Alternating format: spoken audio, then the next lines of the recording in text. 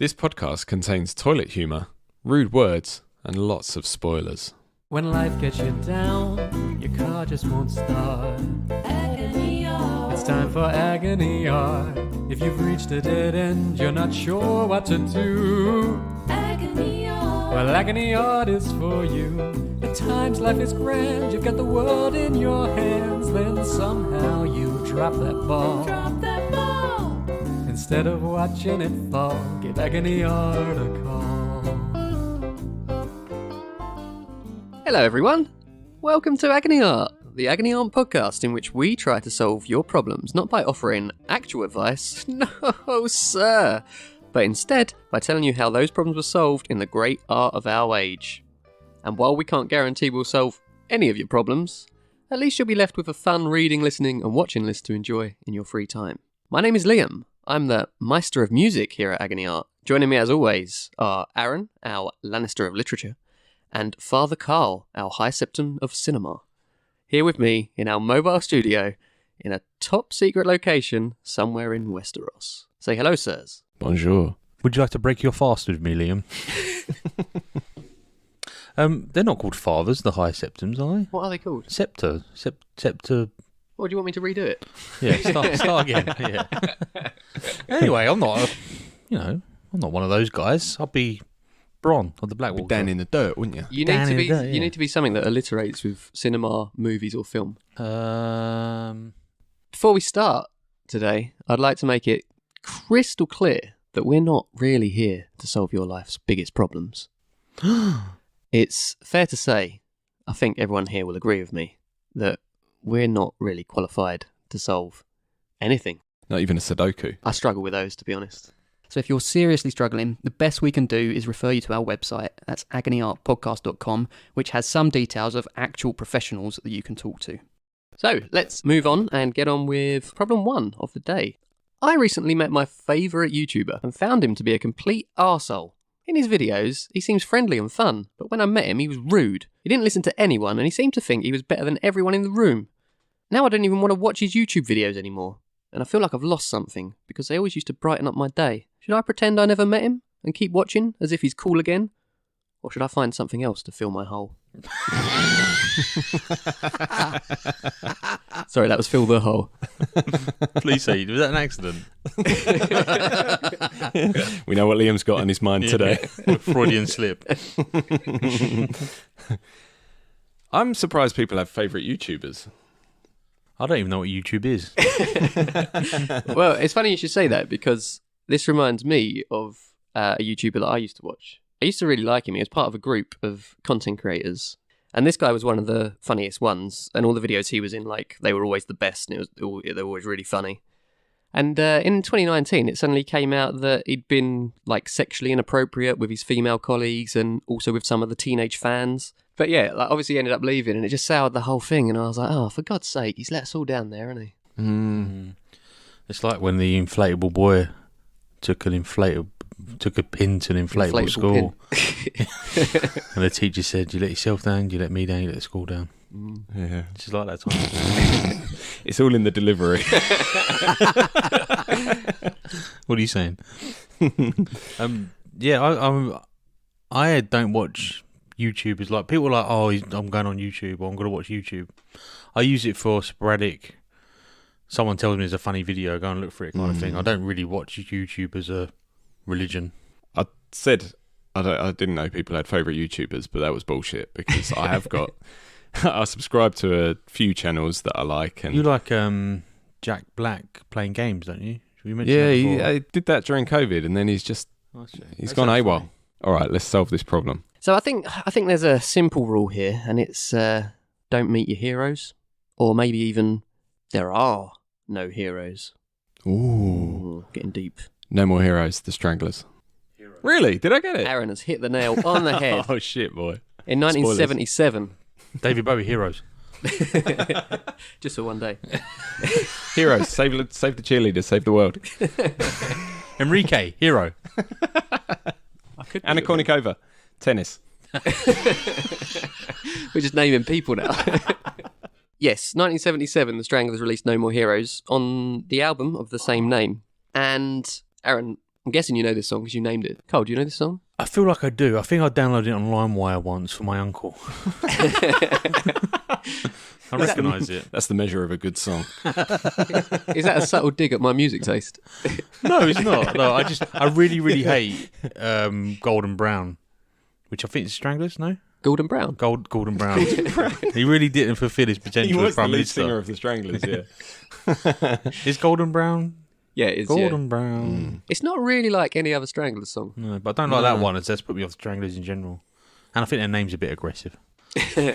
Yeah, you're right about that. Can you name, or how many of the heroes in quotes, because some of them arguably not heroes at all, but the people named in the song, how many of them can you name? Probably all of them, because I think I know the lyrics off by heart. I think I'd just have to run through it in my head. Zero So for me. you try, Carl, and I'll just... Okay, Captain America. Unfortunately, no. Iron Man. Nope. They're all, they're not superheroes. Oh. They're Leon Trotsky. Leon Trotsky, yep. Oh, I can do this. Sancho Panza. Yep. Machu Picchu. Well, Are there any more communists? Vladimir Lenin? no, there's not. There is dear old Lenny, who... Of Mice and Men. Yeah. I want to pet the rabbits, George. Pet the rabbits. Anna Kournikova. What I was going to say was, people often mistake dear old Lenny to mean Lenin because they just sung about Trotsky, but it's not actually about Lenin. It's about Lenny Kravitz. I wish that I could fly into the sky so very high, That song is so shit when just you say like a that. dragonfly. I don't know why. I want to eat some pie. Yeah, it's not actually about Lenin, dear old Lenny. It's about Leonard Alfred Schneider, who was an old-time comedian known by the alias Lenny Bruce.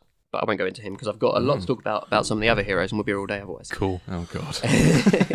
We should have put a timer on. Carl, you said earlier, oh yeah, Trotsky, I could do this. I thought this might tickle your history bone because I know you're a bit of Oh, a Liam, stop. I know you're a bit of an enthusiast. What can you tell us about Trotsky? Ice pick to the head was his cause of death. That's in the song as well. That is in the song, yeah. Assassinated. He got an ice pick that made his ears burn. He was originally a Menshevik in the communist struggle, Mensheviks versus Bolsheviks in Russia in the early revolutionary years, and he converted to a Bolshevik, but it meant that he never really was trusted, and he was exiled to Mexico. I think, was he just exiled and he ended up in Mexico? Maybe, yeah. Yeah. You can only go to Mexico. Yeah, so not a huge amount, but I know like his origin story. Yeah, I got in my notes here, if Carl can't tell us about Trotsky, and then in brackets, doubtful, and then a list of things. I didn't really have much to add to that, other than to say, was he a hero? Don't know. My conclusion was probably not really. He was undeniably, I think, very brave and passionate about the revolution and everything, and you might be able to forgive the workers for idolising him when he was apparently helping to end the rule of the Tsar and all that and improve their lives. But he did end up kind of doing the groundwork for, bringing about a terrible oppressive regime that shaped Russia for That's the pretty thing, much yeah. decades and Like to come. millions. Like Stalin killed more than Nazi Germany in the end, really. So if he was a direct result of Trotsky's work, then it wasn't really good work. Are we walking a tightrope here? Are we going to get a load of angry emails from Trotskyites, modern day Trotskyites? How many modern day Trotskyites do you think there are? I don't know. Right, so I'll move on from Trotsky to the great Elmir, who's one of the ones you didn't mention, who was Elmir the elephant. He packed his trunk. No, he was apparently a very successful art collector, apparently, but it later became obvious that he wasn't at all. He was actually one of the greatest art forger of all time. He was so good at forging art that people started making and selling fake Elmirs. So they were forging the forgeries because they knew that they'd be able to sell them. That is amazing, isn't it? When you're so good at faking something that your art becomes art in itself. Do you know what I mean? It Like just valuable. make you think though that like they didn't really get the concept. Like, I'm going to copy that rather than think, why don't I just do my own thing? Because I'm obviously really good. Yeah. Oh no, I didn't think of that. Yeah, but it's harder to come up with original ideas, isn't it? It is. If you take a painting that's already good. Have you seen The Unmade Bed? I see it every morning. And also Sancho Panza you mentioned, and finally the Shakespeareos, Oh yeah. who interesting. I thought that they went with Shakespeareos instead of rhyming it with, I don't know, Nero, because Nero did watch Rome burn. Yeah, because that's the next line, isn't it? Yeah. But I always thought when I was a kid that he was saying they wash their own bum. They wash their own bum. Yeah. They probably did. Yeah, well, I wash my own bum Is that because the of that song. Is that the early that inspired you to sing all songs with finger in the bum? And Nero, as it happens, was allegedly loved by the lower class and despised by everybody that knew him because he was apparently a bit of a tyrant, a bit of an arsehole. But the lower classes didn't know that. They just thought he was brilliant. Mm. Him watching Rome burn, as you say, is that why Nero burning Rom was a thing? Yeah, I think that genuinely is it. Yeah, that's cool, isn't it? Never really Because thought about that. wasn't Is that the- why Cafe Nero is called Cafe Nero? Because they Burn the coffee. heat up the coffee. They burn your coffee beans. wasn't the Nero burning Rom logo the Colosseum on fire or something I like that? think it was actually, yeah. Yeah. Yeah, I didn't even tweak then. You're doing a lot of retro software references today, aren't you? Yeah, LimeWire, Nero burning Rom. So I was downloading something something on Morpheus the other day, and I've got something about Kazaa here. So anyway, what's the point, Liam? you, Please me. tell us. Oh wait, I'm Liam. Yeah. The Stranglers, sponsored by History, tell us that the people you think are heroes are probably not, and you shouldn't idolise them. So yeah, enjoy their YouTube channels, sure, but don't be surprised when they let you down and turn out to be sex pests. Will it happen to us one day? Podcasters. Yeah. Are we going to let our fans down? Yeah. When people see us tickling your history bone in public. All right, Carl, what you got? I've gone along the same lines about heroes and idolisation, I think, Liam. If we look back to 2005's classic Batman Begins, which, you know, I don't know if you noticed, but we all kind of like Batman at this podcast. As an aside, did you see the Batgirl news this week? Yeah. What was the Batgirl? No, it news? was many weeks ago. Carl. Yeah, sorry. As an aside, did you see the Batgirl news a few weeks ago? Last year, yeah. Last year, yeah. Liam, they cancelled the Batgirl film after completely making it and screening it to a test audience, and then just said it's not going to come out ever. Did the test audience absolutely hate it? No, I think it was just they're losing money and it was a tax write-off, right? Is that something the like story? that, yeah. But apparently it got the same score as the It film, the horror film, on a test audience. So it's actually going to be all right. Oh. And Michael Keaton's in it as well. Yeah. I reckon fucking it's going to love be Michael Keaton. we're not going to release this. There's going to be like release the Snyder Cut type of kind of fanfare. It's like the Futurama thing where they were like, "Oh, Bender's not going to be in the Return of Futurama," and then it went on for ages, and there was loads of people that were like, "This is just a publicity stunt," and then he signed the contract in the end. I don't know if that's true that it's a publicity stunt, but Yeah. It's convenient though, isn't it? Yeah. Either way. Yeah. Generates publicity. I reckon if people are like, we want Batgirl, they'll release it. What's the point of having a film that you haven't making it and then not releasing it? Anyway, Batman Begins in 2005, directed by Christopher Nolan. That was all one word. there was a time when Christopher Nolan was my favourite director ever. And What stopped it? You have found out he was an arsehole. I went for a period of watching nothing but Christopher Nolan films. To do that, there's not a huge amount of them. No, and this was in like 2009, so I think I must have got through them pretty quickly. So you had Batman Begins, The Dark Knight, I think 2008, Memento. It must have been something else. Oh, The Prestige. The Prestige. Yes, you got 4 films to watch over and over again. Bloody good films, though. They're all good, actually, yeah. For someone who doesn't watch films as well. Yeah. I think I got to a point where, because they're usually quite smart films, aren't they? And I used to really like that. And as I've got older, I'm less impressed with smart films. I just want to watch something that you don't have to think about for years. Also, they're less smart when you don't understand them, like Tenet. I don't think both of you've seen Tenet yet, have you? No. It's fucking ridiculous. And he just says when I googled, as everyone probably has, what's going on in Tenet, and then Christopher Nolan was like, "Listen, just enjoy the ride. I don't have to understand it all the time." He doesn't even understand it himself. Yeah, so I think he's got maybe a little bit too clever. But I won't go into too much. I reckon most of our listeners would have seen it. But Batman Begins is an origin story for Batman. But it's really good to see, because I don't think we ever got an origin story before this. You mean like where he trains? Basically, they give you an origin story in basically every Batman adaptation. Yeah, his parents get killed every time. It's probably like a one-scene flashback, isn't it? Yeah, his parents got killed equals Batman. But yeah, exactly. They skip the bit out where he actually become Batman. Yeah, or began as Batman. In this where one, he begins. So you get to see Bruce Wayne as a lost soul. After his parents had died, not knowing what to do, got loads of money, falling down a well, bats everywhere. I love the details you're leaving in. Got loads of money, falls down a well. And it kind of culminates to he thinks his sole purpose is to get revenge by killing the man that killed his parents. So he takes a gun to the courthouse, but then someone else assassinates him. Falcone has him killed instead. So he's like, oh, look, now you nick my purpose as well. So he goes off around the world, ends up in prison in Bhutan. And he nicks an apple and gets the shit kicked out of him or something like that. From memory. I haven't watched it, but... Never seen it. No, have you not seen it? It's one of the 4 films you've seen, Liam. And then a guy called Henry Ducard takes Bruce under his wing and ends up training him to be a ninja, which is quite cool. And then he joins the League of Shadows, which I would love. League of Shadows? League of Shadows. Shadows. Shadows.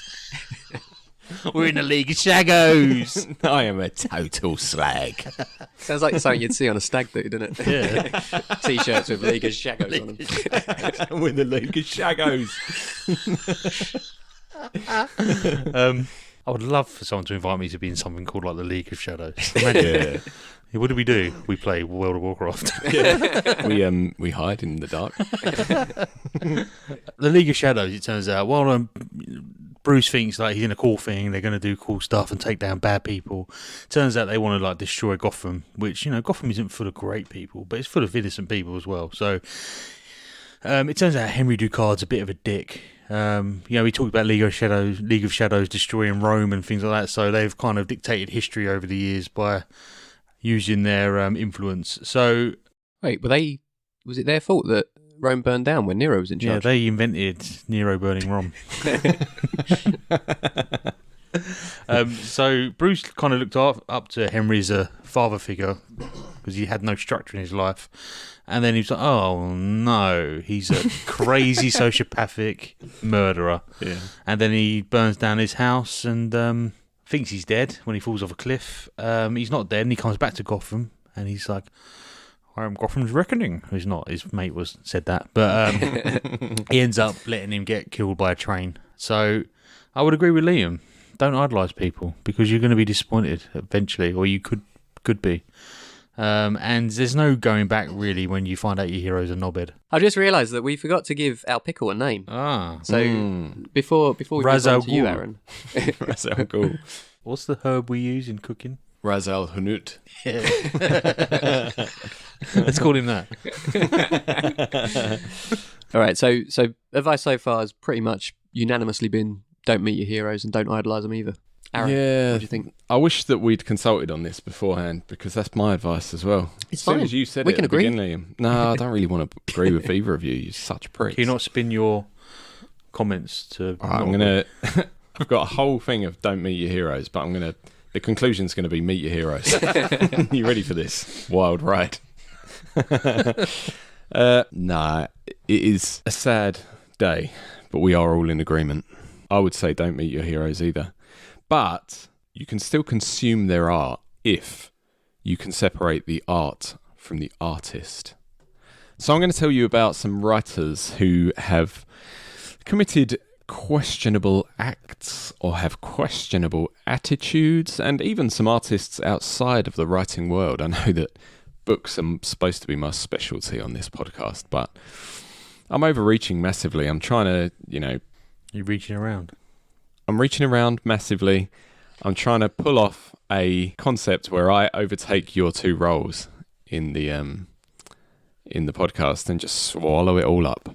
If you Come swallow. if you were to overtake our two roles and do a podcast entirely on your own, would it just be you monologuing for an No, hour? I'd do different voices. Would you? Yeah. Liam, what do you think of this? Well, hello there. My name's Liam. At a party in 1960, Norman Mailer, author of The Executioner's Song, winner of the 1979 Pulitzer Prize for Fiction, stabbed his wife twice, once in the chest and once in the back. She all right? She was actually. She survived. Good girl. Later, he claimed that this was to relieve her of her cancer, because she had cancer at the time. So when However, you said artists that have done questionable things, quite you questionable, went wasn't straight in with a stab in there, didn't you? Yeah, but trying to stab the cancer though, not her. it? I went in strong. Yeah, he claimed that he was trying to relieve her of the cancer, but when someone tried to help her, apparently he shouted, "Get away from her, let the bitch die." Oh my god. So I'm not completely sure, but I'm not laughing at the woman being stabbed. just I'm to laughing at clarify the what I'm laughing at. yeah. The audacity. Yeah, That's what you're laughing Exactly. at. Allen Ginsberg, writer of the poem Howl, which was featured in the book Howl and Other Poems. Shadow Howl. Shallow No, Hell needs to go. Howl as in, oh! Okay. And which is considered to be one of the great works of American literature, was a supporter and member of NAMBLA. Do you know what NAMBLA is? I feel like I do. National Association. It's the North American Man-Boy Love Association that works to abolish age of consent laws and legalise sexual relations between adults and children. He said he joined in defence of free speech. But Andrea Swarkin, in her 2002 book Heartbreak, said, in 1982, newspapers reported in huge headlines that the Supreme Court had ruled child pornography illegal. I was thrilled. I knew Alan would not be. I did think he was a civil libertarian, but, in fact, he was a paedophile. He did not belong to the North American Man-Boy Love Association out of some mad, abstract conviction that its voice had to be heard. He meant it. I take this from what Alan said directly to me, not from some inference I made. He was exceptionally aggressive about his right to fuck children and his constant pursuit of underage boys. Also, if you really care about free speech, I bet there's other less terrible things to support. isn't there? Exactly. Yeah. Like that. But anyway, I'm going to move on to the music world. In 1976, Eric Clapton, writer of Wonderful Tonight, among other songs, Layla. Got me on my knees. took a break from playing songs during a concert in Birmingham to have a little bit of a racist rant. Birmingham, UK or Birmingham, Alabama? Birmingham, Birmingham. UK. Quote. I'm not going to quote the whole thing because it's a little bit It's disgusting, terrible. to be honest. I know about this. Yeah. I'm going to quote an extract. Do we have any foreigners in the audience tonight?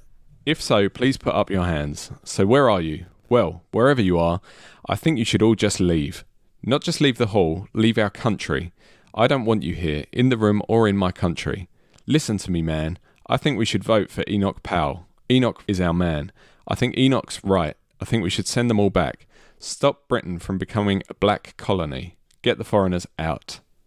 There's expletives in there. Yeah, it gets a lot more offensive, and I'm not going to go any further because it would require me to repeat racial slurs unnecessarily. Point is, he was still calling Enoch Powell's comments relevant in 2007, and he supports fox hunting and thinks that people who have been vaccinated against COVID-19 are under hypnosis. So Eric Clapton is an a-hole. Yes. I always thought he was just a bit overrated. I didn't realise he was an overrated arsehole. Now, what I'm trying to say is a lot of people are scumbags, but does that make the art that they create bad art? Does it make you a bad person if you still enjoy their art? If Wonderful Tonight by Eric Clapton contains no racist lyrics or undertones, should I still turn the radio off when it comes on? Is Howl a bad poem because it was written by an alleged paedophile? I'm not sure we're qualified to answer these questions, Aaron. Well, it's a huge and complex subject. There is a lot of debate about whether you can separate the art from the artist, and some people are really adamant that you can't. You have to just Pretend their art never happened, basically. It's wiped from history. There's actually a really good example in the wrestling world of this, and it's Chris Benoit, who murdered his wife and child in an alleged steroid rage, but also his move was a diving headbutt, and he had the brain of an 87-year-old Alzheimer's patient, it turned out, when they did a brain scan. What, in a jar? And always, if he comes up in some kind of debate, it's he was a great wrestler. It's like, yeah, but he's a murderer. It's like, yeah, but he's a great wrestler. Like, some people want him in like a wrestling hall of fame, and they're like, you can't really do that. He might be a great wrestler, but you can't do that. But that's the debate, is like WWE/WWF undone his entire history. And like, if you watch old stuff on their network thing, they cut out his matches and stuff. But he was good at what he did. He's just a terrible person. This is my question to you two. Can you separate the art from the artist? I think in some cases, yeah. I like Michael Jackson songs. Yeah. I think songs are a bit easier because you don't have to look at them, do you? It's an interesting question. I don't think we can solve it today, here and now. But well, my view is that I can completely separate the art from the artist, as long as it's not the content of that art is not indicative of their disgusting views or actions. It's still an amazing song. If it was written by someone else, it would still be an amazing song. So I think the big sticking point comes when the person is still alive, so they can still profit from that. Like, if you're listening on Spotify, they're going to get a fraction of a penny when you listen to that song. And you don't want them to get any money because you don't want to feed the beast. If you don't want them to profit, I would say some people's view would be that's justification to steal their art. You know, you don't want them to profit. But I like that. That's good, yeah. But I'm not going to advocate that because I don't advocate theft on this podcast. So you're saying I should become a rapper? That's nowhere near anything I just said, Carl. What's your problem? There's no use trying to pretend you haven't got one. The three of us are here to lend a friendly ear and help you out with all that strife that's lately marked your life. Why not divulge it?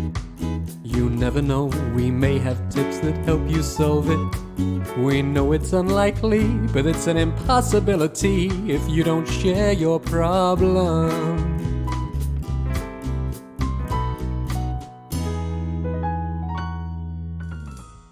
Okay, on to problem 2. I've lost all my confidence. When I was a teenager, I was so confident that it probably verged on arrogance. But now, I don't even feel confident enough to introduce myself to strangers at work networking events. It holds me back professionally and romantically, and I'm sick of it. How do I build myself up again? Quick question, how many romantic partners have you met at work networking events? So how many have you had? Good question. What's your body count? All right, let's not forget to give our pickle a name this time. Who is Jimmy. good at socially networking? Jimi Hendrix. All right.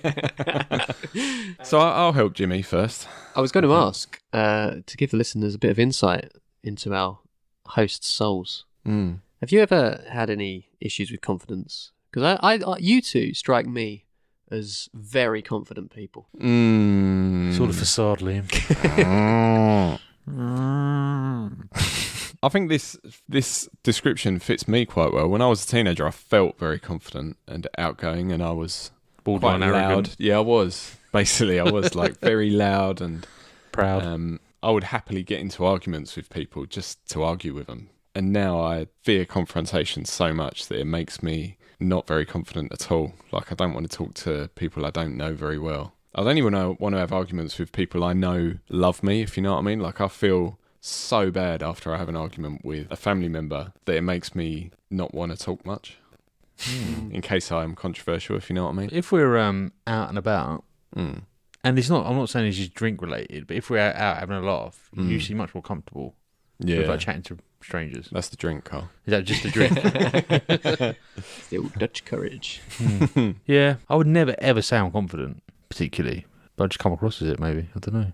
Like when I do those at work, where you have to do like the not psychology test, but you do like you just answer a load of questions and tell you what kind of personality you are. It always says introvert, and it always shocks me. But maybe I know how to act like I'm confident. One of my old bosses used to say, perception is reality. So whatever you seem like to other people, that's what you are, really. Yeah. And it is a bit true That is because true, yeah. everyone else is seeing that side of you. So obviously you are a confident person. You just don't know it in your head. You need to tell yourself, Carl. Batman. Nobody thinks you're Batman, Carl. So you're saying that Carl needs to start a career as a rapper called Batman? He's desperate to start that career, isn't he? So I'm a rapper? MC Batman. What about you, Liam? What would you say? I would say that you, Aaron, just described me in what you said about yourself. I mean, well, the difference is I don't think I've ever been confident, whereas you said you used to be confident. I think there's definitely certain situations where I feel more confident in others, than others, and they're usually the ones where I've been preparing for like 8 hours the previous day, what I'm going to say. Like social events. Exactly. I was going to say podcasting sessions. Is it time for the small talk session? Also at work, like, because I've been doing my job for quite a while now, and I feel like I know what I'm talking about, so I don't really have any fear. But when it comes to like social situations and things like that, exactly what you said, like, I don't like confrontation at all, and I don't like arguing with people. In general, I don't really have like strong opinions on things, but when I do have an opinion, I often feel like I don't have enough kind of arguments to back it up, and I feel like if I ever got into that situation, I would like make a fool of myself sort of thing. What is absolutely insane to me though is that you will perform musically in front of like loads of people, crowds of thousands. Yeah, but it's a different. Your podcast to the entire world. It's completely different though, isn't it? Because like I say, it's that preparation. When you're performing music, you've practiced it hundreds of times. You're not really that worried that anything's going to go wrong. Muscle memory. When it comes to like being the front man, that's the bit I hate, because it's like you have to think of things to say on the spot, and you can prepare that stuff, I guess, but I never really done it. Yeah, I know, but I think you're doing yourself a disservice there, because it takes confidence to perform. Even if you're confident, like if you're confident in your ability, which is confidence. Yeah, I think there are stories we tell ourselves, aren't there? Like I always say things like, I've got a very good memory. And I think you're hammering that belief into your brain by repeating those things when really you might have a good memory. And it's the same thing with confidence. Like, you can convince yourself you haven't got any confidence, and the effect is that you haven't in the end, because you've convinced yourself. But maybe if you just stopped telling yourself that, or if you didn't phrase it as I've got no confidence, you maybe said, I don't feel that confident today, or something like that, something that isn't definite, it's just temporary, then you give yourself space to have that improvement. But it's very difficult, isn't it? Yeah, I feel like this is coming from your new self-help book. Yeah. When is the release? Aaron tickles your history bone. And other Trotsky facts. Right, anyway, Aaron, you said you got let's help some Jimmies. I I haven't got a self-help book, Jimmy, sorry. But maybe I can bring you some writers who have got some help for you. Now, as I've said before, Jimmy, young adult books are full of angsty teenagers who are just so misunderstood and have cripplingly low self-esteem, even though they're beautiful. And they also happen to be the center of a love triangle with all the hottest guys in school, and are strong and powerful enough to single-handedly bring down dictatorships. Ooh. That was my impression of Katniss Everdeen. A volunteerist tribute. She's like from Essex on Love Island. Yeah. A volunteerist tribute. I would watch that film. I'm like, tribute on or something? What's it mean? What's tribute even mean? Who is she? So I could have picked any young adult book and told you to read those to realise your power, Jimmy. But instead, I planned to do what I always do and compile a list of authors who had low self-esteem or had a lull in their careers before experiencing like a triumphant comeback like you could have.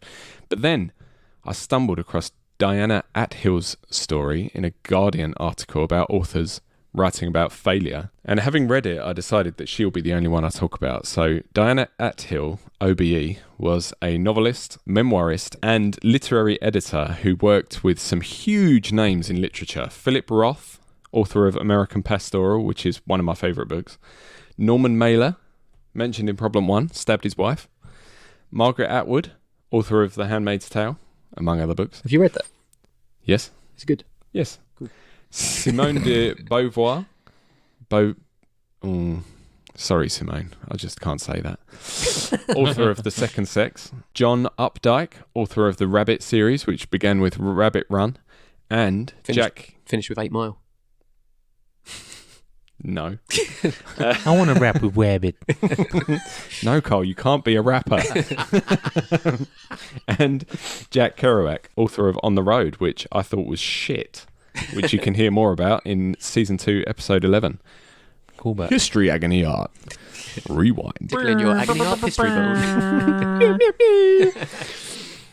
Point is, she was clearly shit hot at what she did, and I'm going to put a link to this Guardian article in the show notes, but if you read her account, she fell in love at 15, she got engaged at 18, her future husband was stationed in Egypt with the RAF, and gradually they were writing to each other, he gradually stopped answering, and after months of anguish for her, he finally wrote to her telling her that he was marrying someone else.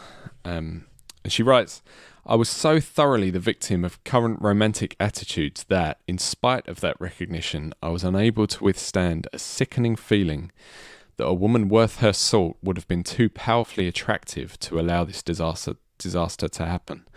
And I was not that woman. She says her sexual self-confidence was wiped out, and that for most of my 20s and 30s, I equated love with pain, plunged into hopeless relationships, and staggered out of them further reduced. But then she discovered that she could write, and that was when she entered a short story into the Observer's short story competition and beat 2,000 other entrants to win the prize. And for her, this kind of seemed to banish her self-esteem issue. She said, that dreary bedrock under the surface of my life was no longer there, and off I could go into happiness. Almost at once I started the most satisfying relationship of my life, which lasted for 40 years until it was ended by the illness of the man I was living with. She ends the article with, whatever the nature of the feeling, it allows me to state that it is possible to recover from failure, to digest it, to make use of it and forget it, which is something to remember if you happen to be experiencing it. And that is my advice to you, Jimmy. Find something you're good at, find something you're shit hot at, like Diana Athill did, and do it whenever you can. And before you know it, you will have forgotten those feelings that got you down in the first place, that you had low self-esteem, and you'll be confident because you'll be being shit hot 24/7. Playing Woodstock. Yes. Woodstock 2022. That's very inspiring. 2 multiplied by 10 plus 1. Aaron done. Hold on, 2 multiplied by 10. That was really good. I think I don't know, it blew me away a little bit. I thought that was really good advice. Yeah. I blew you. It's speechless. Oh, we've got tickling bones, we've got blowing, reach around. It's the sex special again. Yeah. We're back. Hello. ASMR. So I mentioned earlier this kind of fear of looking foolish, like a fear of ridicule type of thing. Do you know what? If you change it around, ridicule can sound like ridicule. Really cool. You're really cool. I've got a fear of being really cool. Don't worry, your fear's never going to be realised. Doing wonders for the confidence here. So, Jimmy, if you are like me and suffering from a fear of ridicule, I actually found a pretty good example from the music industry. Ironically, it comes from somebody who claims to have no fear at all. And I'm talking about friend of the show, Eminem's 2010 single, I'm Not Afraid. I'm not afraid to make a stand. He was doing the echo, you were doing the next line. We didn't plan that at all, did Have we? you seen the Ben Affleck Daredevil film? To the point where you Yes. remember lines from it? No. Why, does he quote Eminem word for word? Yeah, he goes, I'm not afraid. In that, they hit home that Daredevil was fearless, man without fear. I think that's a comic thing. And Kingpin says, how do you kill a man without fear? And then Colin Farrell, who's Bullseye, says, you put the fear in him. Is that a sexual thing? Yeah. Is he holding a dildo that's written the fear on it? Bring me the fear. So dildos, Liam, go. All right. Anyway, Liam, you were talking about dildos? Thanks for the input, guys. No, but I was. We have established in the past that I'm not going to continue on the dildo thing. But we have established in the past that you two are Next to the fee, you've got confidence. It's twice as large. Remove the dildo of fear. Attach the dildo of triumph.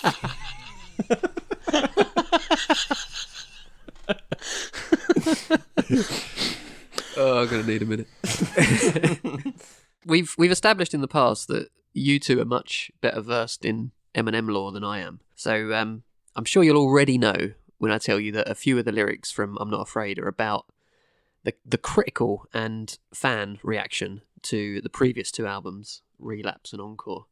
That last Relapse CD was Indeed. Isn't that a line in the thing? Perhaps I ran them accents into the ground. Mm. Do you know much about these albums? It didn't go down very well, Relapse, because What's the he jokes about it on Bad Meets Evil album as well, where he says something about the woman he's dating. I think she takes the Relapse CD out of his car CD player and snaps it because it's so shit. What singles come from Relapse? 3 a.m. in the morning, put my key in the door and bodies laying all over the floor and I don't remember how they got there, but I guess I must have killed them.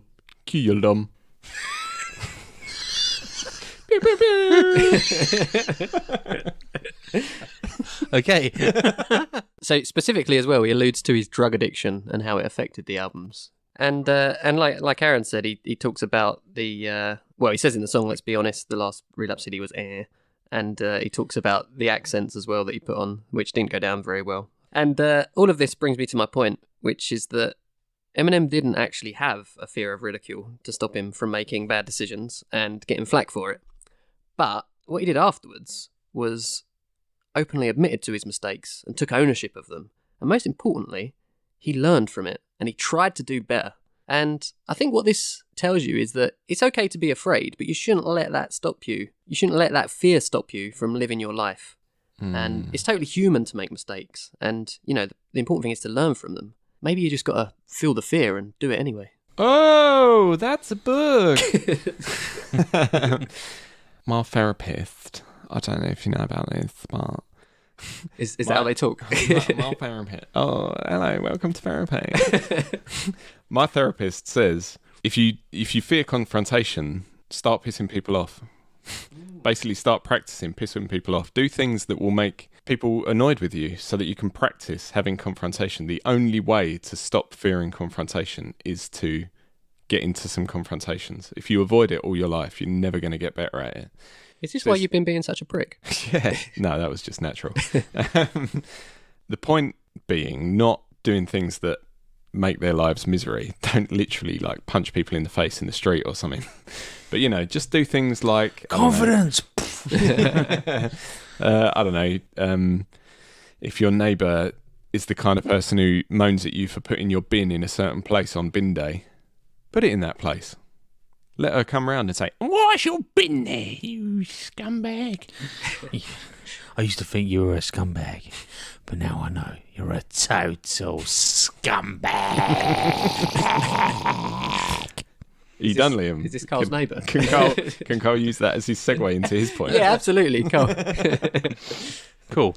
So yeah, you've been, it's very insightful, your points, and really, really actually helpful. So I'm glad that I can continue that train of thought with Austin Powers, The Spy Who Shagged Me. Groovy, baby. Behave. Yeah, so in Austin Powers, The Spy Who Shagged Me from 1999, directed by Jim Roach, but masterminded by our man Michael Myers. Michael Myers. Murderer.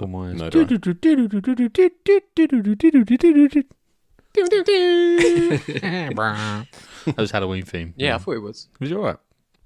I mean, if you hadn't said Michael Myers, I wouldn't have recognised it. But apart from that, it was great. So in Austin Powers, groovy, Lothario, what a guy, everyone loves him, women want to shag him. He's got intense sexual magnetism, and he shags whoever he likes at his shag pad. So Dr. Evil, he plans to neuter Austin by going back to 1969 when, I can't remember why, but Austin Powers was frozen in time, a bit like Captain America. And Fat Bastard, he extracts Austin's mojo from his frozen self. And in the past, and so in the future, while Austin is Shagging. trying to shag his About to shag. assassin, Ivana Humpalot. He goes, I've lost my mojo. Exactly. And for the rest of the film, well, he's not the shagadelic, groovy guy that we know and love, and he can't fulfill his shagging duties.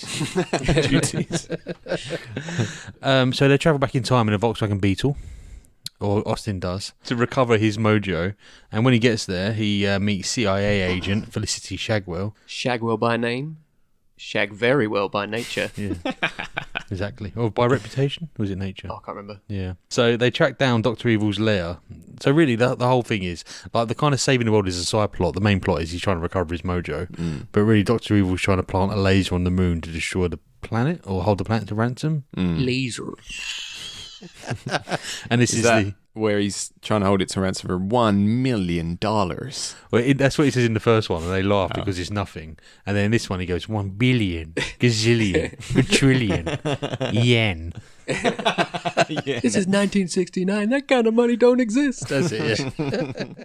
So the way they find Dr. Evil's lair is Felicity Shagwell plants a bug on Fat Bastard. Oh no, does she plant a bug? But they get hold of his shit, basically, and they find a vegetable that only grows in one Caribbean island in his shit. And so they work out that that's where his lair is. He mistakes it for coffee at one point and drinks it, doesn't he? Yeah, he goes, this coffee tastes like shit. It's a bit nutty. That is shit, Austin. And then he continues to drink it, doesn't he? Yeah. So when he gets to the evil lair, Dr. Evil's plan succeeds, and Felicity Shagwell dies, and Austin Powers fails. So what does he do? Goes back in time. 10 minutes. Yeah, indeed.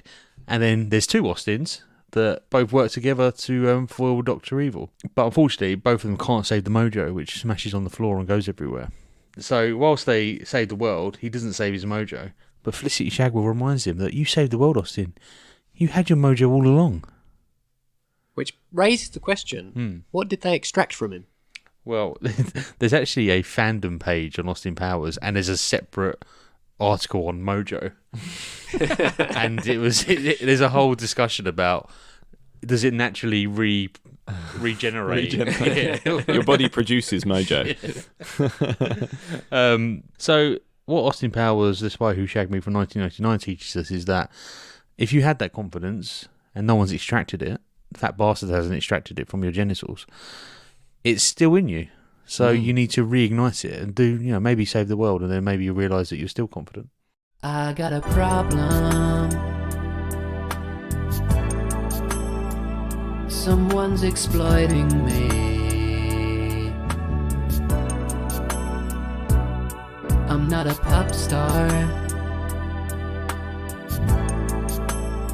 I just can't speak properly. But they keep recording me. Quit it, dear Agony Art. Could you please help me?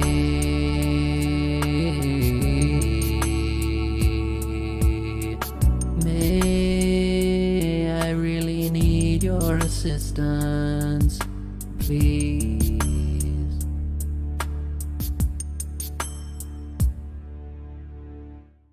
All right, last but not least, on to problem 3. My friend has a podcast with a really cool, unique premise, but he's having trouble coming up with content.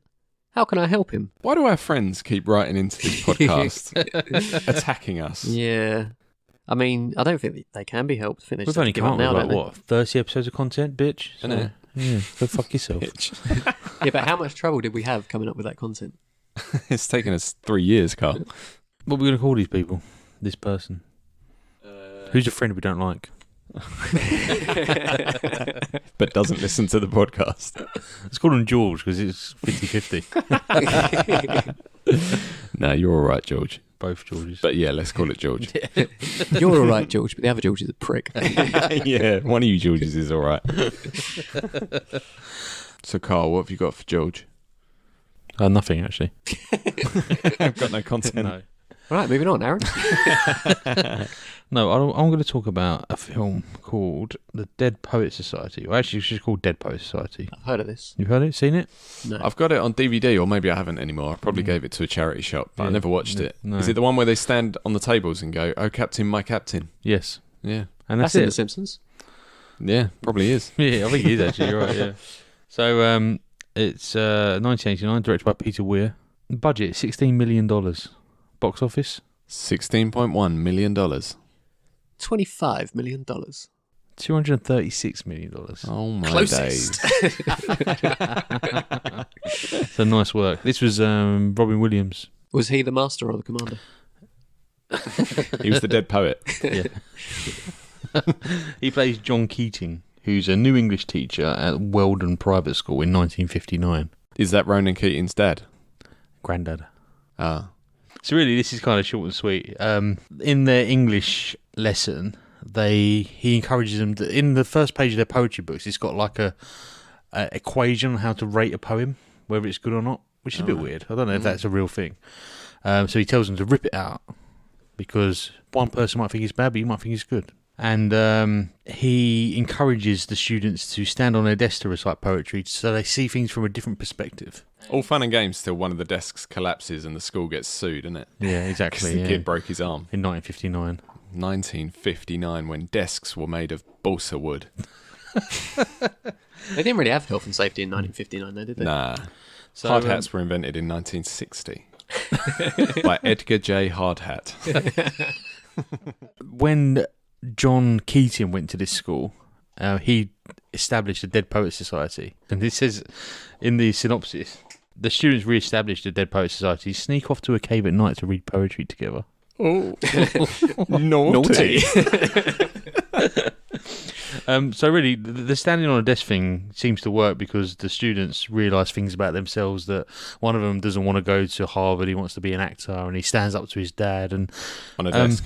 on a desk. Yeah, so basically that is it. You need to encourage your friend to see things from a different perspective. So stand on a desk and record your podcast. Are you going to get on the desk now? Yeah, and shout. What do I have to shout again? I can't remember. Oh, Captain, my Captain. Oh, Captain, my Captain. Why do they shout that? It's a poem, Oh, right. and they're dead poets. And I think that in general, you don't have to come up with like you're saying this. They've got a unique premise, but the content doesn't have to be unique necessarily. No, I want to. If I'm listening to a podcast that has a unique premise, Yeah. I want to be hearing words that I've never heard before. You've got to be coining words on that podcast. Yeah. That's crumblumpulous. So I think your friends making it a little bit difficult for themselves, maybe. Maybe. When I'm having a creative block, I get inspiration by reading books that are incredibly well written. Like when I'm reading a book and I'm like, fuck me, this is excellent writing.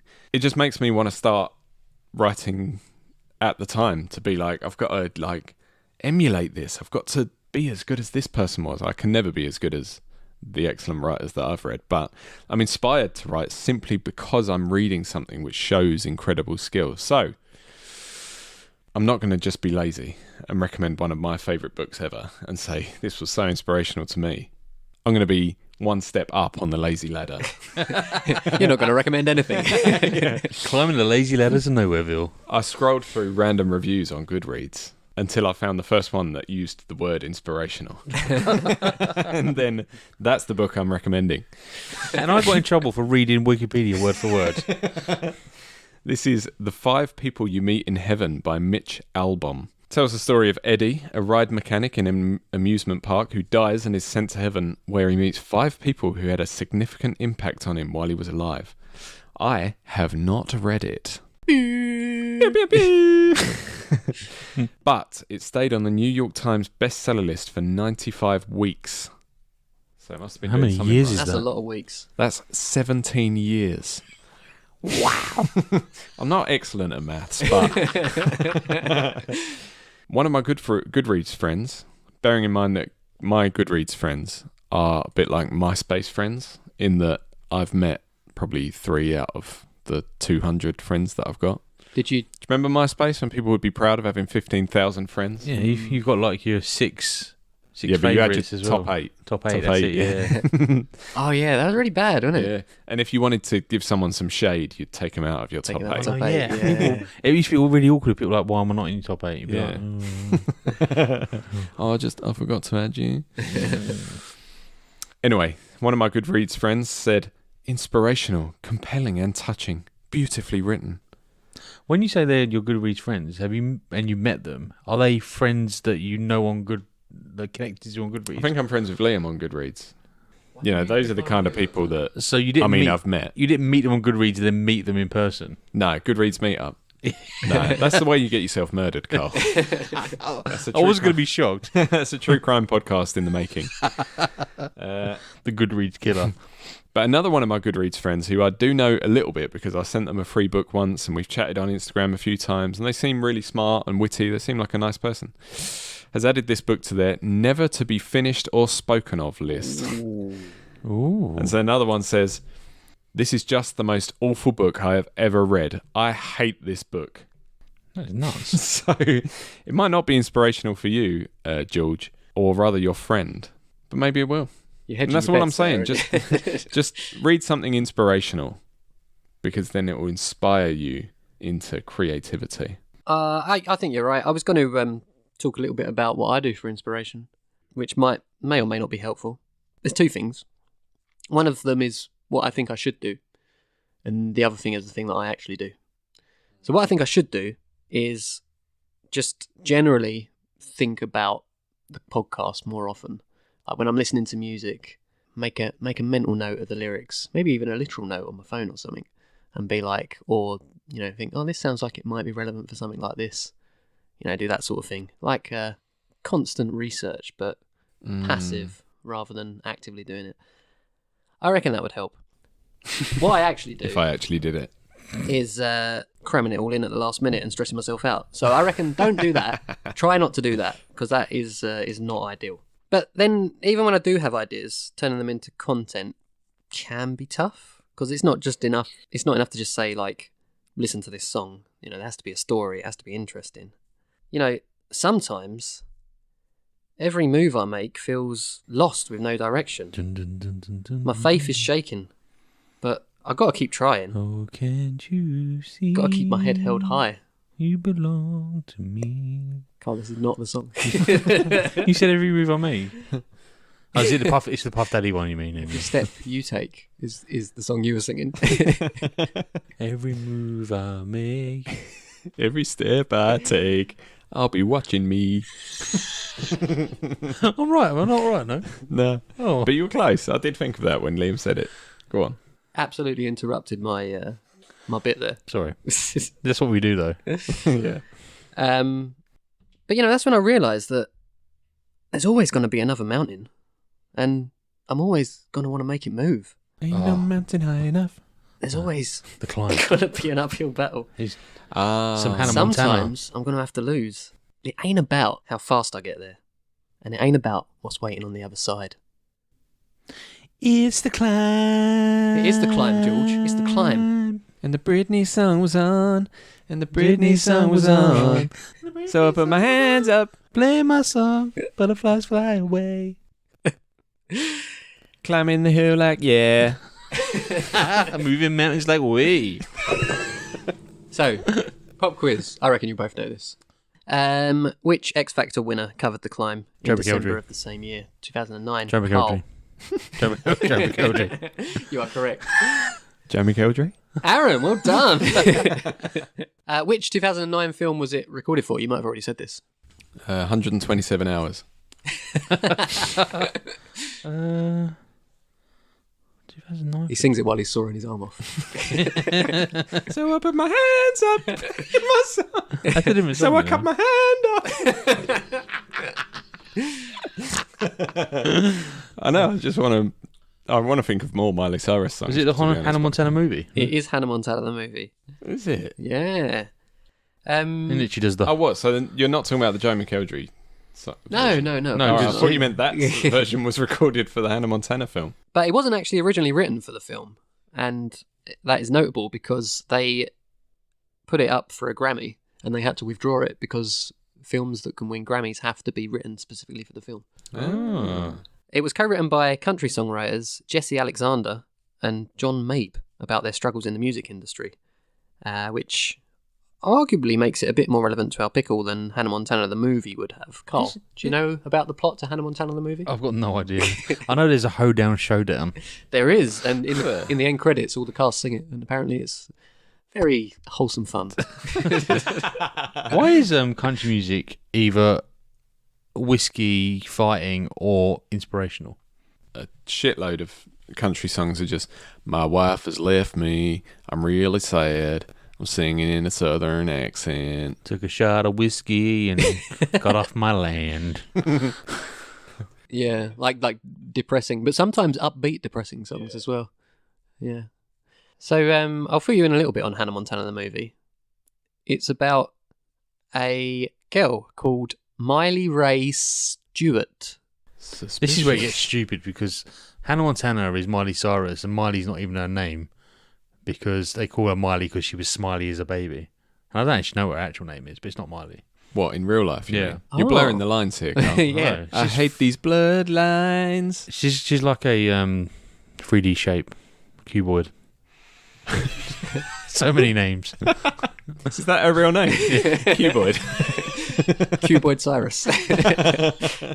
It always reminds me of that scene in Extras with the one with Keith Chegwin, where they cast him as a character in. I don't really know.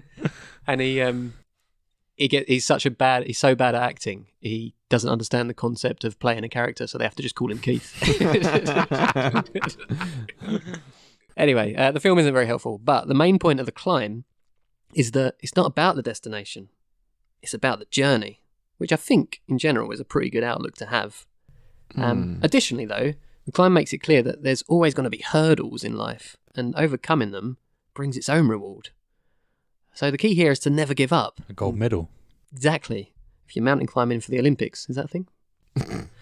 It was actually last Olympics. Yeah? Well, climbing walls, wasn't it? Remember? Dunno. Really, they do it really quickly. So there you go, George. Try climbing at the Olympics. Never give up. Just keep on climbing. And one day, you'll be 3 series in and barely have any listeners like us. And that's me. So I think that pretty much wraps that up for George. So Yeah, you're welcome, George. It was actually George's friend that needed help, though, George's wasn't it? friend, yeah. Pass those words on to your friend, George. Or just get him to listen to the pod, and then we'll have one more listener. How about that? So if us 3 listen to that one back, we'll get inspiration for our podcast. Yeah. Right, okay. It'll be Inception, but we'll inspire ourselves. I never knew I was so inspiring. Well, that's about all we have time for today. So why not check out the episode notes or our website, agonyartpodcast.com, to find links to all the media we mentioned today, and for a link to the Agony Art Spotify playlist where you can listen to all of the songs. If you have a problem that you'd like us to attempt to solve, you can reach us on our group Instagram and Twitter accounts, that's at Agony Art Podcast, or on the submissions page of our website. I would like to thank our resident Agony Arts for their contributions. Thank you, Aaron. Thank you, Carl. Rewind the Empire. And thank you, dear listener, for listening. We'll be back next week with more problems to muddle our way through and more entertainment for you to check out. We will see you then. Bye. See you, pals. Trotsky. But I'd suggest keep it light, cause their advice can be shite, and they won't be held liable. Oh no, not at all, not here at Agony Art. Agony Art. Agony Art.